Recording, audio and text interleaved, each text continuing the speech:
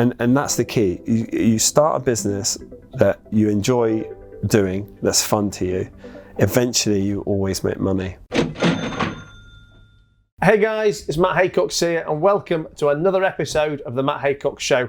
And today I've got a guest with many stories to tell, I'm sure, from an entrepreneurial start during school, competing with the school canteen, through to sleeping on his couch, living on Weetabix, selling his PlayStation to start his first business, and now, I guess, living a life that most of us can only dream of with a massive international brand called the Modball Rally, which I'm sure some of you guys know of or maybe have even been on. I've got John Joseph Bourgerie. How you doing? Good, mate. Thanks a lot for being here. Nice cinema.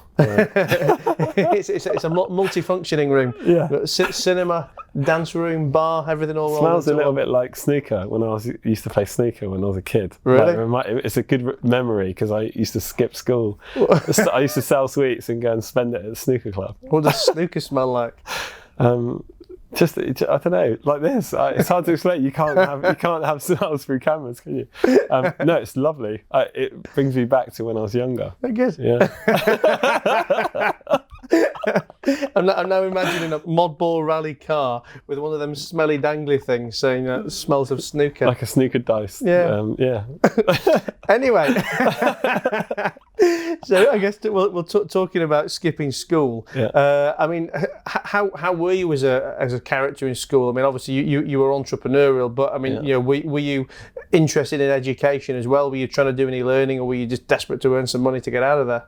I think when I was a kid, because I grew up with 5 sisters, I was just happy to not be at home. So being at school was I'd have like a wanted them all relief. to bring the pals around, and I'd been home all the time. I mean, I was a kid. I mean, not into girls back then. There's actually a picture of me when I was about 10, and there's like 30 girls around me because they had this birthday party, and I looked stressed.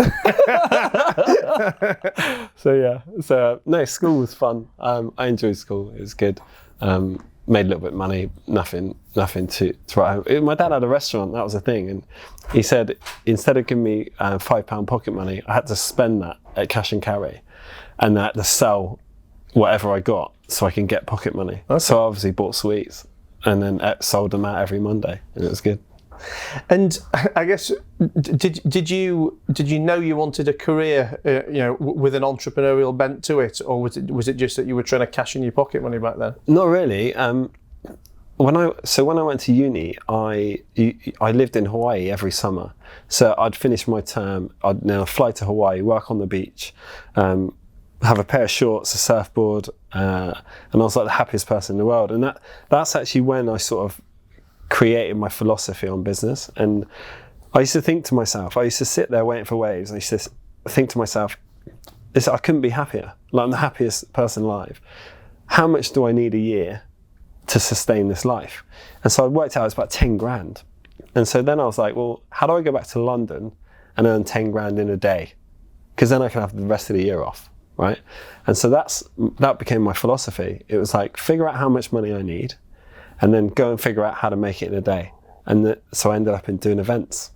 And tell me, because it's interesting you say that. I mean, I know we just started to briefly talk about it off camera, but I didn't know that was going to be one of the topics of today. But I have a friend of mine. I've not seen him in a while, but we used to be quite good friends. But I lived in Vegas for 5 or 6 years, and he's an English guy, a bit older than me, and he lived in the States, and he, I guess, operated under a very, very similar philosophy. I mean, not the 1 day for 1 year, but he basically spent 5 months of his summer in New York spray painting. He was, the kind of graffiti ones that you sell. Yeah.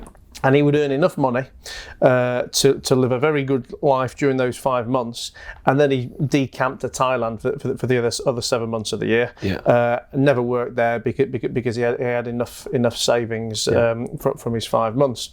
And I guess it's kind of somewhat similar to that philosophy. And I used to look at him with almost like mixed emotion of, on the one hand being thinking, what a great life, the guy's not got a care in the world. Yeah. He's doing what he loves and he's earning money from it.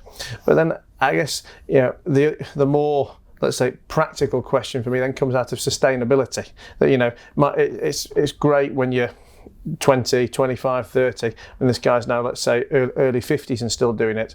But when he's finished in Thailand and he starts again in New York, he's basically broke by that point. Yeah.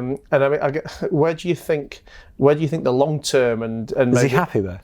well, he's happy, but my reference wasn't so much to being broke when he starts again, because the process starts again. Yeah. But there will become a day when he's just too old and knackered to do that, and then all of a sudden, he won't be earning that good money, and he won't be decamping to Thailand. And well, I mean, the way I look at it, because obviously when I was surfing in Hawaii, I only needed 10 grand. I was like 23, 24.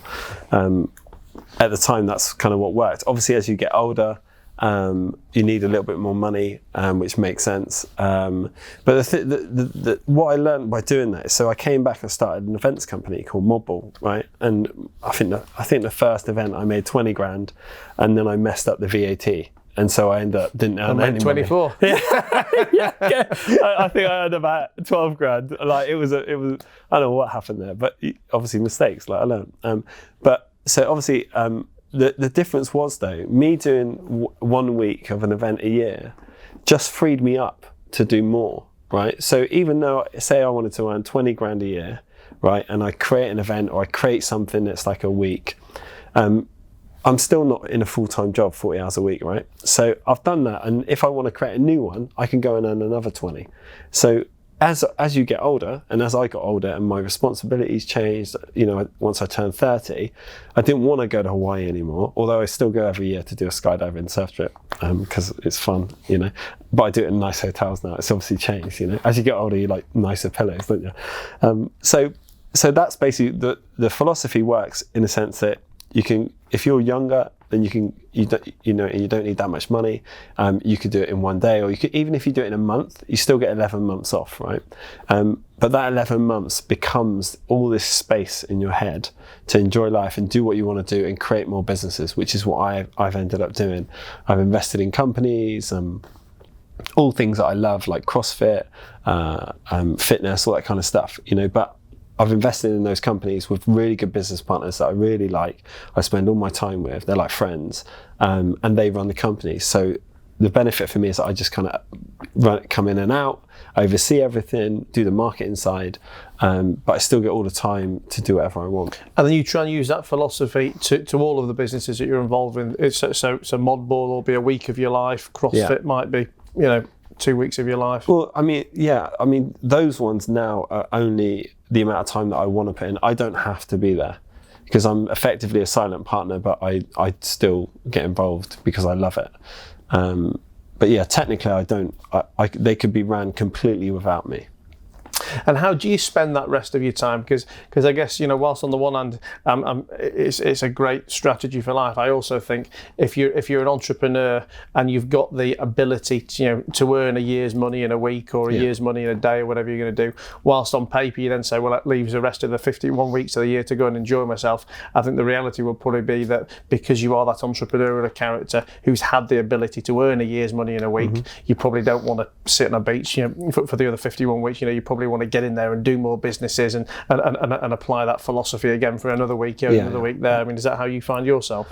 Well, if you think about 51 weeks, if you break it down, that's not actually long, right? So this is why people are stressed, because they're spending all their time wrong, I think, most people. We only get 7 days in a week, right? If you work Monday to Friday, really you only have 5, right? But if we only get 7 days in a week, we're asleep for a third of that. Right. The rest of the time we're like having a shower, eating, doing what we need to do, taking dogs for a walk, all that kind of stuff. And then you work on top of that with the things that you enjoy, like I do. Really, you only get 2 to 3 hours spare a day. Right. So if you times that by 51, that's not that many hours. Right. So this is a thing. If you add on an 8-hour-a-day job and all this kind of thing, this is no wonder people are unhappy and stressed. And this is why I'm not stressed, is because even though I've got all that extra time that we say, like 51 weeks, which is not a huge amount of time, that time gets filled pretty fast by doing the things I enjoy and spending my time with the right people. And obviously I do a podcast now, but I do it because it's based on me learning as much as I can from different people in different industries and applying what they've learned to my businesses and my life. And so little tips that I hear on all this kind of stuff, But, I add in my podcast and my week is full. Like, so, as much as you think, if you were to go, what do you do with the other 51 weeks? Like, it's actually not that much time. And this is why I laugh. And I was chatting to your man earlier. I don't watch the news. I don't get involved in politics. And when people talk to me about politics, like Trump and all this kind of stuff, I go, my first question is, where do you live? Like, where do you live? Where do I live? Yeah. Leeds. Right. So why would you care about American politics? It makes no sense to me. So all these people like spending time on social media looking at like politics and all these other things that make no difference. I just say, look, use that time, right, to figure out what you love doing, right, and figure out how you can apply all that time, which is probably sometimes an hour odd a day, some people, into a business that you love. And they'll get so much more from it. I mean, I have probably an almost identical philosophy to that. I mean, maybe for slightly different reasons, but I always, I don't get involved in any macroeconomic events, politics, etc. Because my view is, and I guess if I take the view that I can't change these things, so what's the point of getting involved with them? I know you could probably take the argument that, well, you vote to change these, and if everyone took that attitude, then I guess nothing will get done. But I'm much more interested in controlling my microeconomic environment, or advising other businesses to concentrate on their microeconomic environment, because ultimately 99.9% of businesses are going to be able to thrive, whether it's under Trump or Biden, whether it's under Labour or Conservative. If you've got the right business model, the right marketing, the right team, etc. Short of a pandemic, or then ultimately, whatever's going on in the bigger picture, you're in control of the short-term focus. Yeah, but the key word there is time, right? So going back to like a year, 51 weeks, right? It's actually not a lot of time.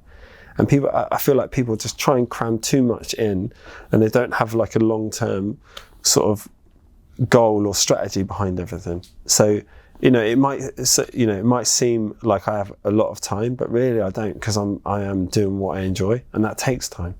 And when did you start to think like this then? I mean, did you appreciate this at university, at school? I mean, when you went to uni, I mean, what were you looking to do? Whilst you were at uni, what did you think your career path was going to be thereafter? Well, I did advertising, marketing, creative advertising. So I kind of wanted to come up with ideas for commercials on TV. That was kind of what I was aiming towards. But it was in Hawaii when I was like working on the beach. I was like, you come back after 3 months, come back to London, tanned up, flip-flop, surfboard on the tube, like bouncing off people that are just pissed off. I mean, obviously getting hit by a surfboard isn't pleasant when you're ready. They weren't pissed off. And I'm like blonde, tan, I'm like happy. And I used to see people, I'd be like, this can't be how it works. I was like, I'm doing a degree to work in advertising. And I was like, I can't be doing that. Like, it makes no sense. I was like, how much money do I need? I was like, 10 grand. Okay, I'm going to ask as many people as I can who makes 10 grand a day. And then I'm just going to do what they do. I'm like, that's where it all started. So did you finish uni? Yeah, I finished uni. Yeah, finished uni, went straight back to Hawaii. Well. Then I ran out of money quickly. And then I came back, got a job. 6 months in, I started Modbull. And then, yeah. Well, I was going to ask you, as someone who's been employed, when did you know it was the right time to make that jump from employment to self-employment? But I guess it's almost now I understand your story more. It's almost a wrong question to ask, because it wasn't that you ever kind of wanted to work for yourself. It was that you wanted to earn X amount of money so you could create that freedom for yourself. I just wanted to have fun. I'm still the same now. Nothing's changed except my age, obviously. You have to buy your house, and you have, all these things come along. But yeah, no, it was that was always a plan. I never woke up thinking I want to take over the world or anything. I was just like, I just wanted to have fun, and so that's what I did really. The rest of it, like, the thing is, when you, like, I was saying this to someone the other day, is that if you create a company where you're having fun, right? And you don't have a huge expectation, or any expectation, right? The only expectation you want is, I want to have fun, right? You'll get that if you start a company which is fun to you, whatever industry. over time, once you make mistakes, like we all do, then it starts to make money. And then you start to go, oh, actually, I don't want to waste my time doing this because that doesn't really get me anywhere. I figured that out. You know, when you're starting your company, you do deals with everyone, right? Because you've got no money. You're like doing deals with people you don't like. You know, you go home, you're like, I hate this dude so much, but I have to do this deal. As you get older and you get better at stuff and you network more, all that goes out the window. So you can start spending time, and that's when you start making money, you know, and that's the key. You start a business that you enjoy doing, that's fun to you. Eventually, you always make money. Do you think that as you've gotten older and obviously more successful, I know you probably still live by the same logic, but I guess your needs now are probably in excess of the 10 grand a year they were when you were just mooching around with your surfboard. Yeah. I mean, how do you think the philosophy's flexed? You know, as you've gotten older, as you've probably increased your lifestyle. It's the same. It's like people come and offer me, this is why I asked you earlier, I said, what's the point? About having all these businesses. And for me, it's like, I say no to like 99% of everything, because before I think if it's going to make money, I'm like, how much time is this going to take, right? That's the key. If it's going to take zero time or a tiny bit of time, I'll look at it. But if it's going to take up a load of my time, then I'm absolutely not, even if it made £1 million, I'm just not interested, because one day I'll have kids, all that kind of stuff. Time is going to be the biggest factor for everything to sustain happiness, right? Because obviously you don't want a wife, and you don't want to be like no sleep, all this kind of stuff, and then you've got to go to work, you've got to add all these things, all these stresses on. So I'm already planning for that. And so if any business comes to me and it's going to take up too much time, I'm not interested. But do you think it is the time, or do you think the numbers just not being big enough? Because I get, and I find so many parallels in everything you're saying, to a lot of my mentality. And I say, a lot of the same things that, I don't need to work with people that I don't like, or I don't need to, spend this amount of time on something. But as much as I would always say, I'll never work with anyone I don't like, if you said, listen, here's 10 million quid for 4 days work with this guy you absolutely fucking hate, I'll be all over it. Well, 4 days work I'll do anyway. I'll do it for less. But if you said 4 years, the answer's no. Right. Yeah. Because the thing is, right, what are you going to do with 10 million quid? I mean, I guess ultimately it depends on your interest in your lifestyle, doesn't it? Because I know we say, well, we want time and we want freedom, but ultimately I guess it's the capital that that ultimately allows that time and freedom. But you don't need that much, right? So 10 million quid, 10 million quid, you can buy some stuff, right? But as soon as you buy it, it owns you. Everything you buy owns you, right? If you buy 10 cars, for me, it's not worth the admin of like the MOTs and all that kind of stuff. Okay, fine, I have a PA now, but she doesn't know that much about cars. It'd end up becoming admin for me and take up too much time. So I'm like, I'm not going to do that. I'd rather sleep. I love sleeping. I'd rather go on holiday. I'd rather go skydiving in Hawaii, right? So I was with you all the way up until skydiving. I'll take you. But the thing is, even if you had 10 million quid, like, who really cares? Like, if you've got enough money in the bank where you're like, I can retire tomorrow if I really wanted to, you feel settled, right? You feel settled, right? But what anyone that's like 10 million, like, what are you going to do with it? You're going to buy stuff you don't need? Like, it doesn't make any sense to me.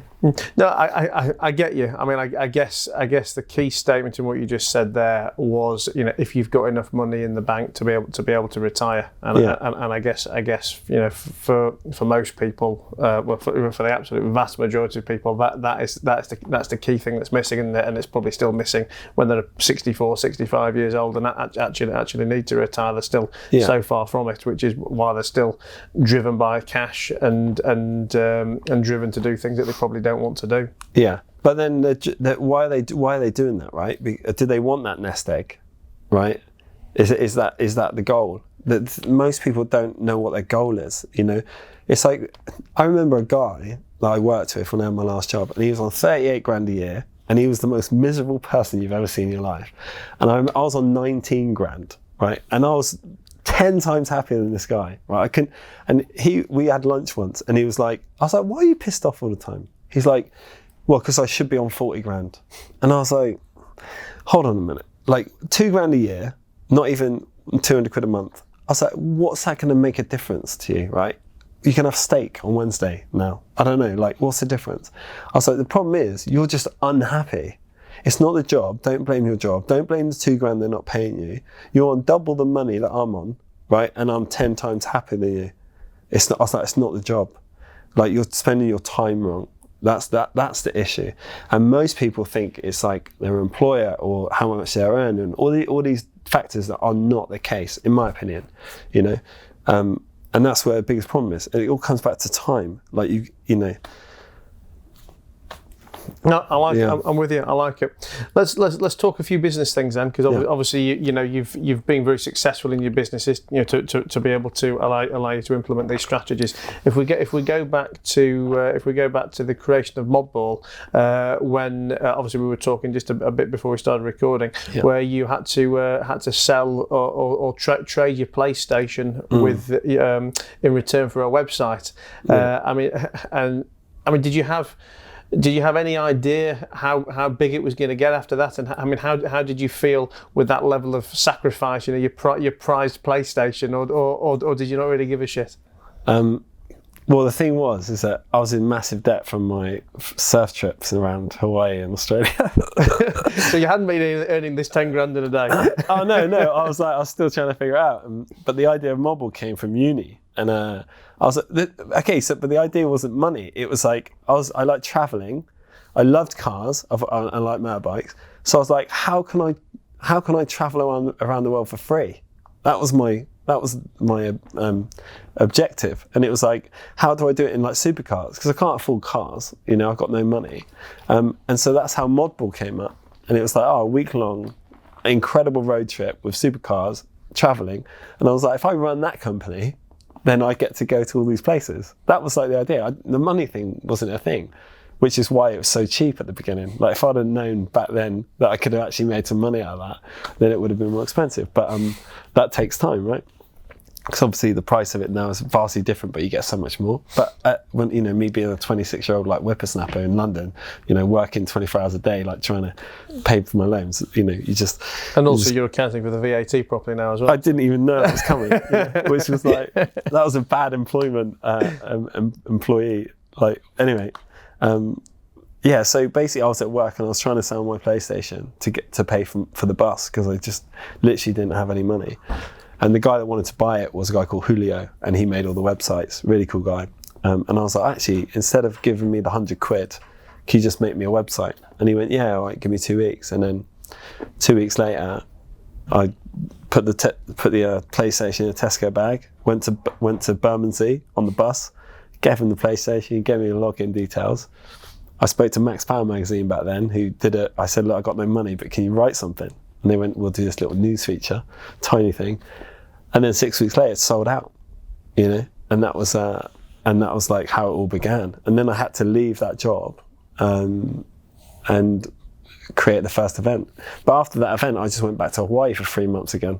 Because you made enough money doing that event to go? Well, I thought I had, and then I got a VAT bill. And then I was like, shit, I'm going to have to do this again and again. But by then, it was like, it had the event like created a bit of a storm, because a lot of stuff happened on the first event. Like, I got thrown out of Germany and stuff.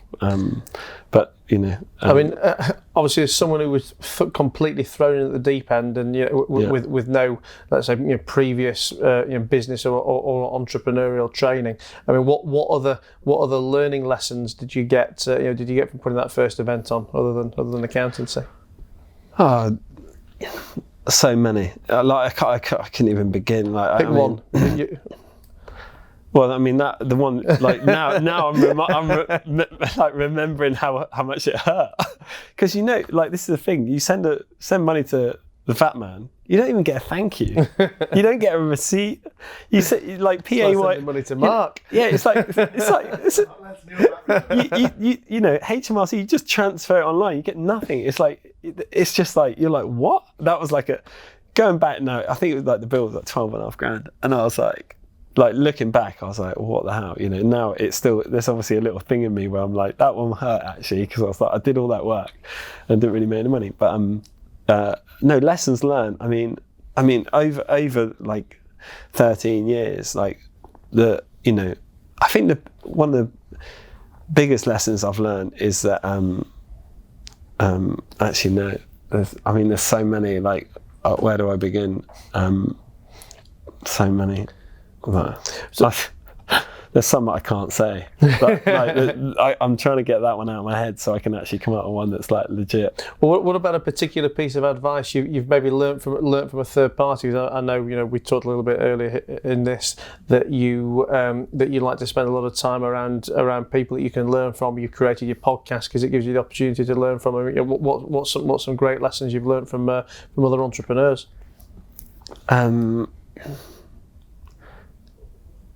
Weirdly, not a lot when it comes to like keeping it simple on time. I think I'm like you need me on your podcast. You've had 9 guests and you've got nothing to tell me. You need me on there. No. I mean, I've learned a lot, but when it comes to like simplifying life, I feel like I'm like right there. Yeah. Like I can't simplify life anymore. So what does a working week? What does a typical week look like for you? So I go for coffee every morning with my PA. We talk about bits that we need to do. I'm based in Shoreditch during the week, and then I have a house in Wiltshire, so I spend my time there. I own CrossFit Swindon, co-own out there as well. So I'm always around my work, but then all of my work now is on my phone. Like I'm actually trying to get off email. I don't really check my emails every day now either, because everyone I work with, I WhatsApp basically. Obviously I have a PR company that do a lot of stuff for me, and I have like, certain people that do things, but I'm always in my CrossFit gym in Shoreditch. Like I train there every day with my team and my staff. I travel quite a lot, but I mean, my work is all pretty much on WhatsApp now. I'd say the majority of it, I've managed to get it over to WhatsApp just to keep it that simple. Yeah. So I like you. I'm always thinking of work, always thinking of ideas. And I'm always talking to my business partners to help them and to make sure things are running smoothly. Are all your business partners now? Were they all friends before you started doing business with them? Yeah, I mean the latest company that I launched, Amica Fitness, which is like a fitness equipment company. That's with John C, who's my since school. We were best mates in school. He's been a cop for 20 years. And then we were talking about setting up a company in fitness because he does a lot of fitness too. And then the idea of Amica came about. And then I invested the money into that. We own it 50-50. He runs it all.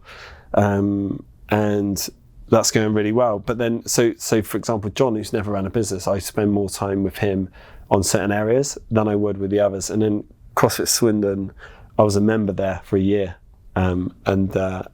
They actually, one of them called me in Hawaii. I was skydiving, and he was like, our lease runs out in 2 weeks and they won't renew. We don't know what to do. And I was like, oh God, here we go. And I was like, where am I going to train?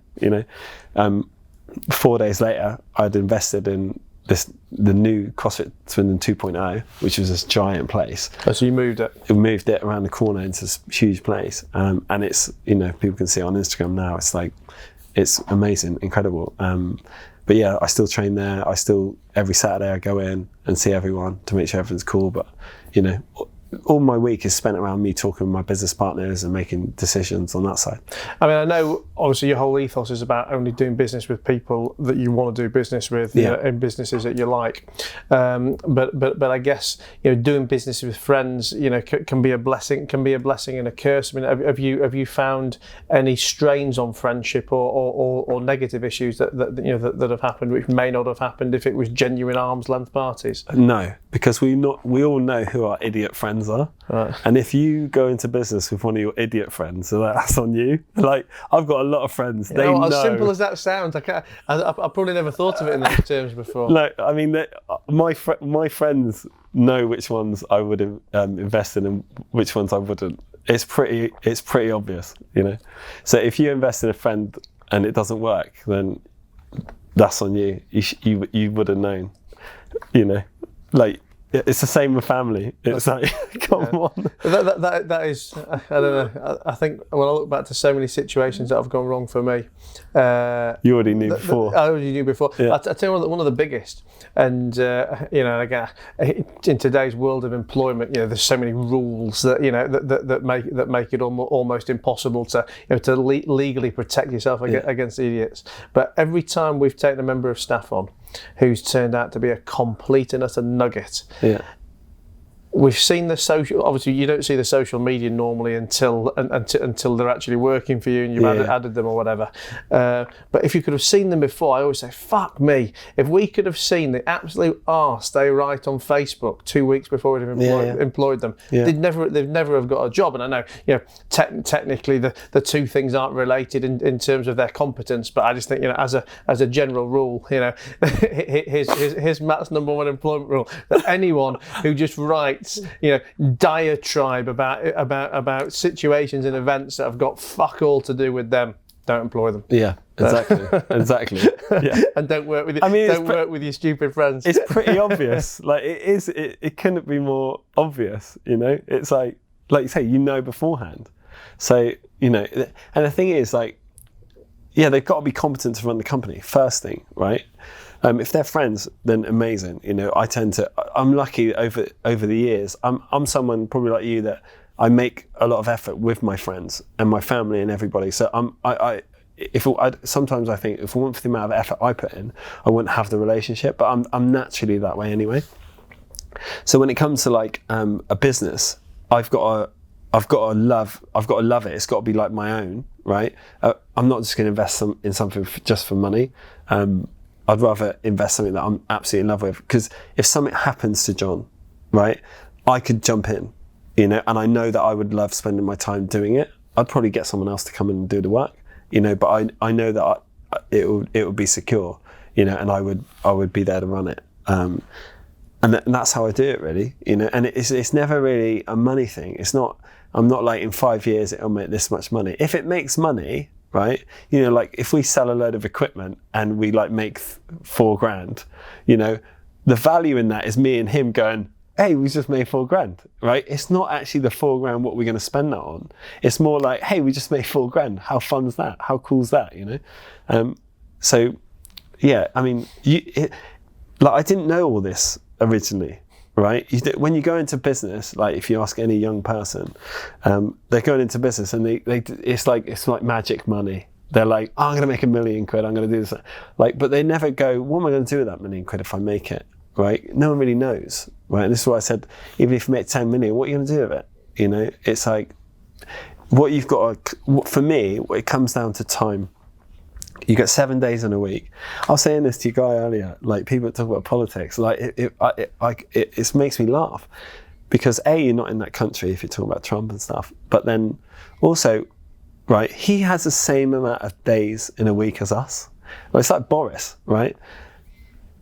What do you expect? If I ran the country, I'd only have the same amount of days and hours. They have to eat and everything. They're probably doing 7 hours work. I don't think the number of days is Boris's problem, is it? Yeah, but okay, so he's that friend that we should have looked at on Facebook before and thought, no, don't fucking vote. They all are. He really wants to go into politics. Let's be honest, right? And then you got all the people around. But they have 7 days a week. No, they don't. They have 5 days a week, right? Because they obviously don't work weekends. They have to have holiday. How do people expect so much from these people? They're just idiots like everybody else. They all make mistakes. They probably get hammered and fall over and, make wrong decisions all their lives like we do. I get baffled at the expectation of a prime minister or a president, and how pissed off people get.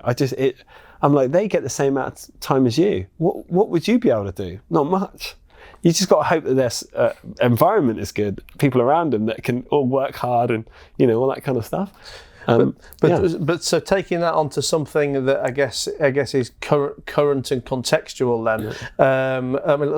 Let's talk about Corona and the impact the impact of COVID and lockdown, etc. on your businesses. Yeah.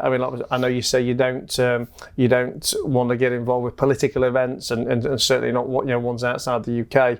But that's something that's undoubtedly affected you and your business. Maybe some positive changes, but surely some negative ones. How's your business has been affected? What's Modball going to look like? Post COVID and I mean, it hasn't really affected them in a sense. I mean, one event got postponed. The 2 CrossFit gyms got closed for a few months, but the government gave them 25 grand each. So that and everything moved online. So if anything, they made a bit more money. And then we didn't have to pay rent for 3 months for TFL, and so there was a lot of stuff put in place to help businesses. Obviously, other businesses are massively affected way more, especially like the entertainment industry. I've got friends that are comedians and all that kind of stuff. But I mean, so you talk about COVID, just forget that for a second, right? If it's not COVID, it's something else anyway. Next year it'll be something else. 5 years ago it was something else. There'll be a recession at some point. There'll be something else. So if you're in it for the love, right? And like you said, with COVID, you lost some staff members. You got rid of a load of staff members. If anything, the rules might change and the guidelines might change, but then you just work to them. If you're focused on your business and making sure that you keep an eye on what's going on, keep the rules, and focus on your business and look after your customers in a sense, then you'll be fine. You'll always be fine, because if it's not COVID, it's something else. So I don't really think about COVID when it comes to business. Obviously when I go out for meals and stuff, it affects my life. But when it comes to my business, I don't let it affect my life. I just think of it as new guidelines, focus on what we're doing, get our marketing perfect, and then go from there. So obviously you get offered so many more opportunities than you've probably got the time or the interest or the money to commit to. I mean, other than the simplistic view of I only want to do things that I enjoy, and what other key decision-making criteria do you use when looking to say no or yes? Look, everything comes down to needs and wants, right? So doing a degree in advertising makes you realise how people buy things, and how you'll come up to something and you'll be like, all of a sudden you're like, I need to buy this, right? Which is why people say don't go to Tesco's when you're hungry, right? Because you end up with loads of food that you end up throwing away. It's just a bad idea. So in advertising, you learn that as soon as someone walks in somewhere or sees something, there's a journey until they buy it, right? And if you're an expert marketer, advertiser, you're in control of that journey, right? I discovered this when I was learning in my degree. So when I would get to something where I'd be like, I want to buy that pink jumper, right? For example, I'd be like, why do I want to do it? Right? I'd analyse why. Do you really need to ask? I wouldn't buy one. But if I got to a point where I did, I'd be like, do I really need this? And what has triggered me getting to this point where I want to buy it, right? So I developed this thing where I wait 3 days. Everything, not just buying jumpers or whatever. I always wait 3 days, because sometimes people can try and sell you something and you're hyped on it, like a magician, or do a trick and you're like, whoa. And 3 days later you figure it out, right? So 99% of the time using that methodology, I don't buy anything. That's what normally happens. And so that's how I do my decisions. I go, if 3 days I'm still can't get it out of my head, the chance I need it in my life, right? But 99% of the time it turns out to be a want. And okay, so you've mentioned needs and wants quite a few times during this chat. I mean, how do you really differentiate between a need and a want? I mean, because I'm sure a lot of people, mix, or I say confuse the two. It's probably giving them too much credit. A lot of people will say that they need something when really they don't. I mean, ultimately you need a roof over your head and a bit of bread and water on the table, and you can probably draw a line there. But how do you really make a practical differentiation between the two? Time. All comes back to time. And I use a 3-day rule. That's what I generally use. If it's a bigger decision like a house, obviously you need more time. But when it comes to normal things, like everyday things, or where you see a coat and you're like, oh, that's $1,000. And people do it all the time. And social media is massively emphasized all that, People see something online, see someone else wearing it, they go, I want to buy it, right? And then they go quickly online. It's easy. They just do press shop, go buy. They don't. If you wait 3 days, you probably can't remember what that thing looks like, that jacket looks like. So that's why I do that. And marketing is just insanely good now. So I needed to learn these tactics before I bought the earwax removing machine from Instagram. the pink jumper. No. I'll tell you what. True story. I only bought this about a month ago, but I bought it. And then I was staying in Wales, went back to the house. I thought, I really like that pink jumper. I'm going to go back tomorrow and buy 3 more. so I've actually got 4 of them. When people watch these podcasts, they must think that I've either only got 1 outfit or we record everything in one day. But no, I actually really do have. If I find something I like, because I only normally like simple things in terms of clothing, and if I find something I like, I will buy 5 or 6 or 7 of them, or maybe buy multiple colours, because I know that probably next time around it's not there. You know, if I find a pair of jeans that fits, as in it's not because. And ultimately you're saving time, because you don't have to have the hassle of 3 months' time, you know, having to try and find it in white cancer. You just buy. And in 3 months' time, pink might not be in fashion anymore, and I might not be able to buy it. Right? I don't think it's ever been in fashion. Right. And that means that's time to cut you off. John, listen, in all seriousness, thanks a lot for being here. It's been really interesting to to hear a lot of your advice. Some bits have been new to me, and I kind of like in these chats getting to speak to, let's say, like-minded people, but where there's still a kind of a slight difference on take on things. And as we've said along the chat, there's been a lot of things that I kind of have very similar philosophies to you with. So I hope we can meet up again when the cameras aren't around. So not that I'm going to do something that I don't want recording, but I'd like to continue chatting. Just for the guys watching, listening, who want to hear more from you, where can they find you? Where can they get your podcast? The British Entrepreneur, it's on YouTube, but it's also on all the usual Apple and Spotify. But like this week I've got three more guests. Next week I've got 6, and they're all like incredible people from different backgrounds. YouTubers that make like 10 grand a video, to comedians, to literally everything. So hopefully people learn from it. Cool. Well, I'll be sure to check it out myself. I'll look forward to watching it. And guys, just like John, I'm also on iTunes and Spotify. If you're watching this on YouTube, or I'm on YouTube if you're listening to this on iTunes and Spotify. If you liked it, make sure you press like. If you don't subscribe already, please subscribe. Or if you do subscribe, tell your friends. And I will look forward to seeing you again in another episode. Thanks a lot.